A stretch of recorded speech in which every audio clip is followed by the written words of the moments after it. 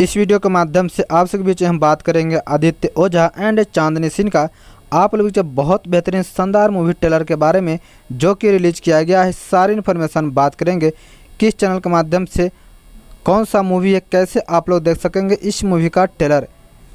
उससे पहले आप सभी हमारे चैनल पर नए हैं तो चैनल को सब्सक्राइब कर ले ताकि ऐसे न्यू इन्फॉर्मेशन का वीडियो आप लोग बीच में हमेशा रोज़ाना हम लाते रहते हैं। जो कि मूवी का नाम है नियति का फैसला। यह एक बेहतरीन पारिवारिक मूवी होने वाला है जिनके कलाकारी कर रहे हैं आदित्य ओझा, चांदनी सिंह, संजय पांडे, अनूप अरोरा, सोनालिका प्रसाद एंड महेश आचार्य जी।